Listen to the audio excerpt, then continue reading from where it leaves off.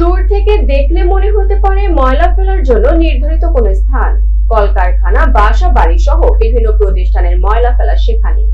দক্ষিণ কেরানীগঞ্জের বুক চিরে বয়ে চলা সুভাডা খালকে এভাবেই ধ্বংস করা হচ্ছে বছরের পর বছর ধরে। তবে খালটির রক্ষায় নতুন করে পরিকল্পনা করছে সরকার। বিস্তারিত মাসুদ রানার প্রতিবেদনে।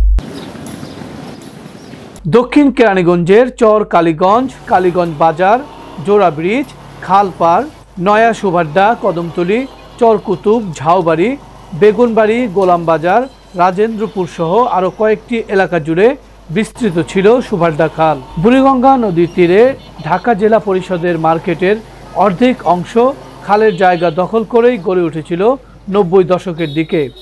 এরপর থেকেই শুরু এই খালকে নিয়ে দখল ও দূষণের প্রতিযোগিতা। এই পানিতে কিন্তু আমরা গোসল করছি, পানির দিয়া অনেক সময় ভাতও পাকাইছে।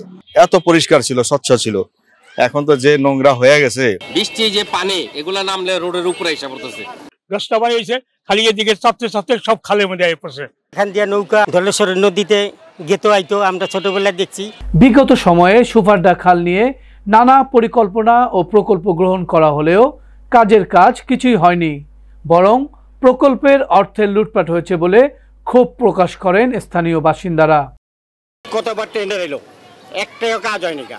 এটা এগুলি গেল কই? এর আগে খালে কয়েকবার কাজ আইছে বা ওইছে তাল বাহানা কইরা ওনাদের পকেটে টাকা বইরা এইগুলা শেষ করে দিচ্ছে। আগে যে 2বার বাজেট হয়েছে, বাজেট তো আমরা চোখে দেখছি, ময়লা নিতে আইছে, কাটছে, কিন্তু কিছুই না, সব খেয়ে ফেলাইছে। খালটি রক্ষায় নতুন করে আবারও পরিকল্পনার কথা জানিয়েছেন পানি সম্পদ এবং পরিবেশ, বন ও জলবায়ু পরিবর্তন বিষয়ক উপদেষ্টা সৈয়দা রেজওয়ানা হাসান।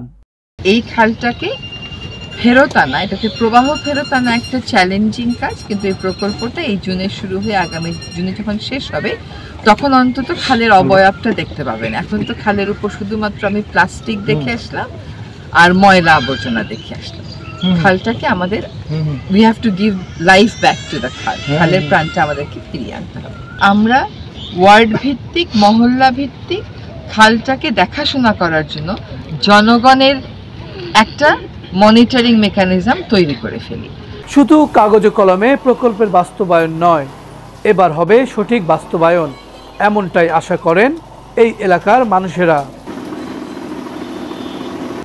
মাসুদ রানা, রাজধানী টেলিভিশন, ঢাকা।